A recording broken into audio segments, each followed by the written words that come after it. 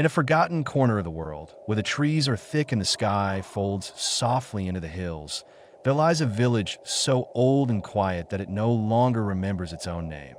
Here, the houses lean like tired elders, patched with mud and straw, their thatched roofs sagging beneath the weight of seasons long past, and the air carries the scent of smoke, wet wool, and earth, a scent that no longer surprises anyone, for it is simply the smell of living. In this place, days begin when the light spills over the treetops and end when it fades behind the ridge. And in between there is work, not grand or heroic, but constant and familiar. Fields to till, fences to mend, stew to stir, and sheep to bring in before dusk. You do not dream of distant kingdoms or stone cities with towers scraping the sky, not because you are without wonder, but because the world beyond the trees does not belong to you. It is a rumor, not a destination, and travel is not adventure, but risk wrapped in cold. Forests and strange faces, so you stay. And in staying, you learn every footprint on the muddy path, every shift of shadow across the fields, every creak of the wind against the old elm, and you find comfort in repetition. The way the well sounds when the rope is drawn, the way Tom the elder clears his throat before speaking, the way feast days bring a dozen families together to share bread and silence. Your home, built not with blueprints, but with compromise, stands because you will it too, with bent timbers and walls of woven branches and door that flakes in the cold and smells like effort more than elegance. And you patch it again and again, never asking it to be perfect, only enough. Your floor is dirt, swept and packed and softened and cracked, and you cover it with straw that turns slowly into dust, and you call it home.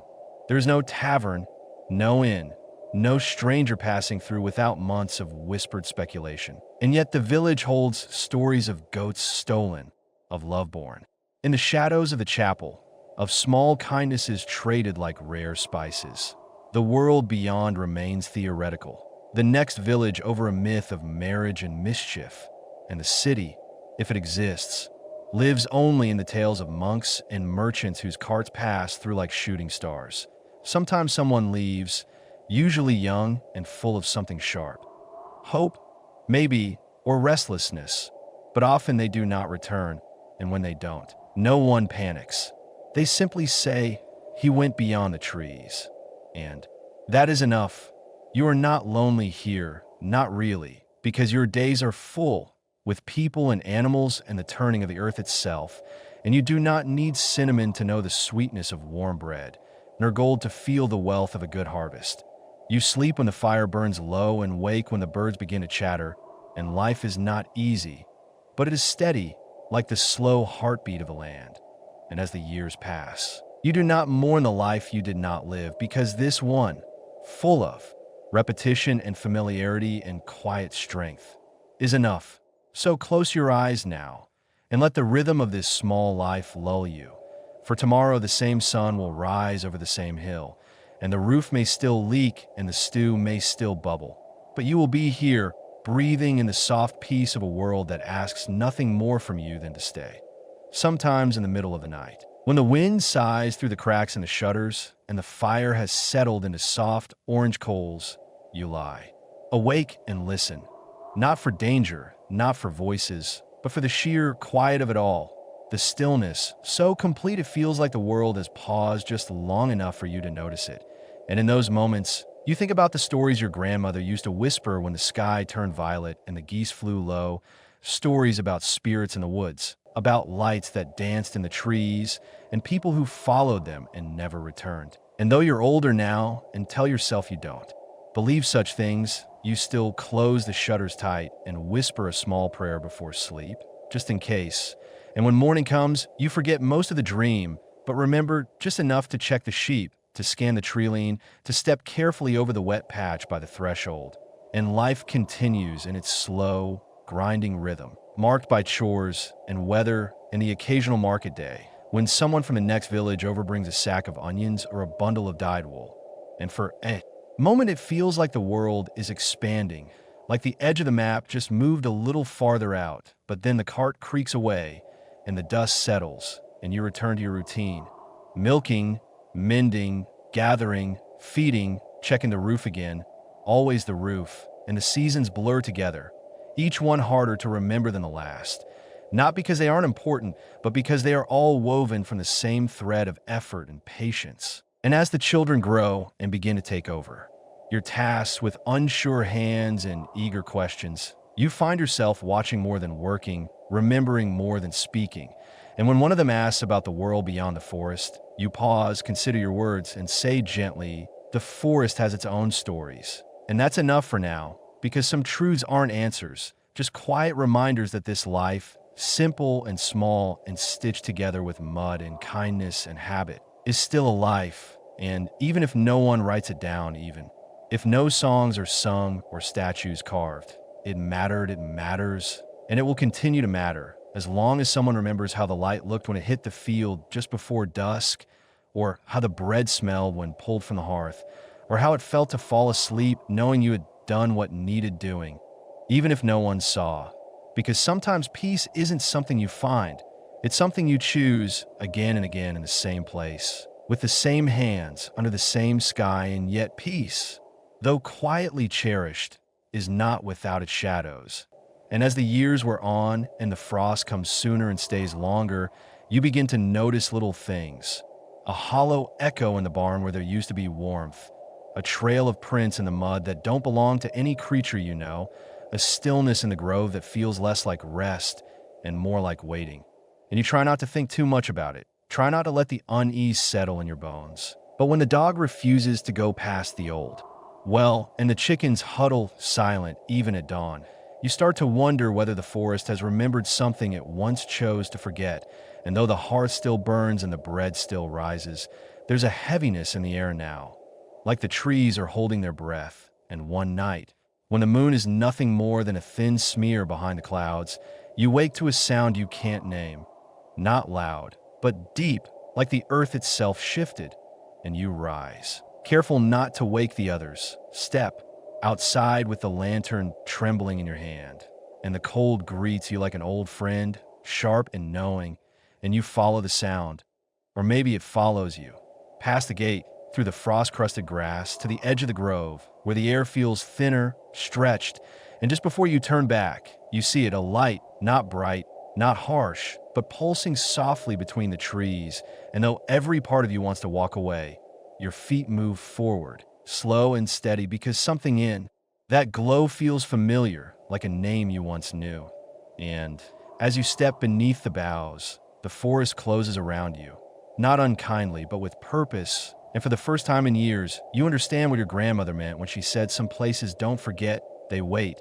And as the light grows warmer, closer, wrapping around you like breath on glass, you realize this too is part of the story, the part that doesn't get told, the part no one dares to say out loud. Not because it's frightening, but because it's sacred, and you're no longer afraid, only curious. As the light touches your hand and everything becomes still, as if the world has exhaled, as if something old has finally come home. And in that stillness, where even your heartbeat feels borrowed, the light seeps into your skin, not burning, not blinding, but quiet like the hush before snowfall, and memories you never lived flicker behind your eyes.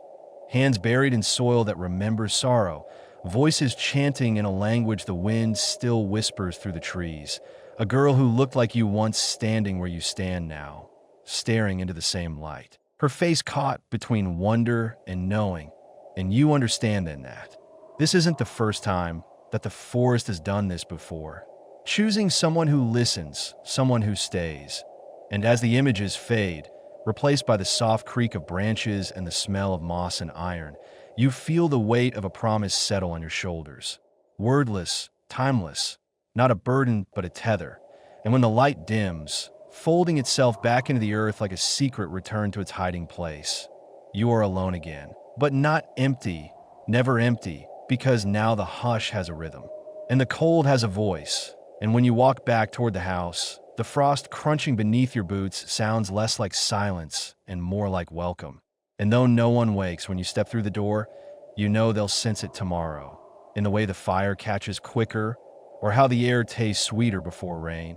And you'll say nothing, just smile softly the way your grandmother used to, because some truths don't need telling, only tending, and from that night on, you begin to notice the forest differently, not just as trees and shade, but as a presence that listens when you hum, that watches without malice, that breathes in rhythm with your own. And sometimes when you pass the grove, you catch a flicker of light between the trunks, not beckoning, not warning, just reminding you that you're part of something vast and ancient and gently awake. And so the seasons pass, not in grand declarations, but in small, almost imperceptible shifts, the way the sun lingers a breath longer. On the fence post, the scent of damp bark replaced by that crisp, aching sweetness just before the first frost. And you begin to move through your days with a quiet certainty, not because the work has lessened or the aches have softened, but because something deep beneath your ribs has settled, as if the land has accepted you, and in turn you've accepted it. And though the same tasks repeat, the gathering, the mending, the stirring of the same stew, you find yourself noticing more. The way dew clings to spiderwebs like threads of silver, how the goats seem to sense storms before the sky does, the peculiar dance of the crows in the afternoon wind, and when others speak of hardship, of rot in the barley or wolves near the sheepfold, you listen gently, your fingers still moving, weaving or kneading or shelling beans, and you offer no great wisdom, only presence, and that seems to be enough because even the elder, Old Tom, whose stories have grown more circular with age, nods toward you, sometimes with a kind of reverence he never used to, as though you've become part of the rhythm now, a note in the melody of this place, not separate, not above, just one more voice in the long song of the village. And on certain nights, when the sky is heavy with stars and the fire is low, you find yourself drifting again, not in sleep, not in thought, but in that strange, in-between stillness where memory and dream fold into each other. And sometimes you see her again, the girl from the grove, standing just at the edge of the trees, not older, not younger, simply watching, as if making sure you haven't forgotten, and you haven't, not really, because even when your hands are chapped and your back is sore and the roof is leaking again, there's a thread running through it all, subtle and strong, tying you to something older than fear, deeper than roots, and when the snow finally comes, blanketing the world in hush and hush and hush, you step outside barefoot for just a moment to feel the cold press against your skin, and you whisper thank you. Not to anyone in particular, but to the air, the dark, the story itself. And then you go back in, close the shutter, and let the night hold you. And in the hush that follows, life folds inward like the leaves of the wintering trees, and you find yourself moving slower, speaking softer, not from weariness, but from a reverence that has taken root, a kind of quiet pact with the stillness around you. And even though the frost creeps in, through the cracks of the old wooden frame, you no longer curse it.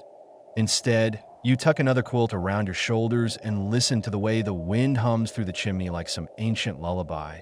And you think of how far you've come, not in distance, but in depth, how once you craved noise and movement, and now you crave understanding. And though visitors grow rarer with each snowfall, the solitude doesn't bite like it once did. Instead, it teaches, reveals, chisels away the unnecessary, until all that's left is the marrow of things. The flicker of candlelight on the page of an old book, the weight of silence beside the hearth, the quiet joy of broth warming your palms. And when the thaw finally begins, soft and secret, just a drip at first, you feel it before you hear it, like a whisper deep beneath the earth, and suddenly your heart lifts not with longing but with readiness. Because the seed that has been buried all this time inside you is stirring, and you understand at last that this rhythm, this cycle of becoming and unbecoming, of silence and song, of bitter and sweet, is not something to be mastered but something to be honored. And as the light returns day by day, soft as breath, you rise with it, not with urgency, but with trust. And when you open the door one morning and find a single crocus blooming beside the stone path, you do not rush to touch it or name it or claim it. You simply kneel, close your eyes, and breathe it in.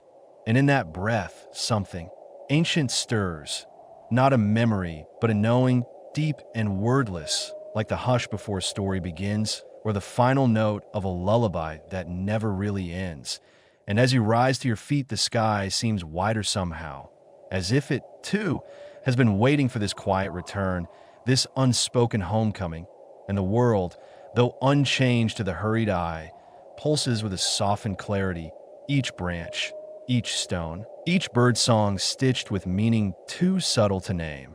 And you walk forward without needing to ask what comes next, because the asking itself no longer matters, only the walking, only the being. And though there will be other winters and other thaws, you carry now the shape of stillness within you, not as burden but as compass. And so when the wind shifts and the sun breaks fully through the thinning clouds, you smile, not because all is perfect, but because you're no longer waiting for it to be. You are here, fully, quietly, reverently, and that is enough.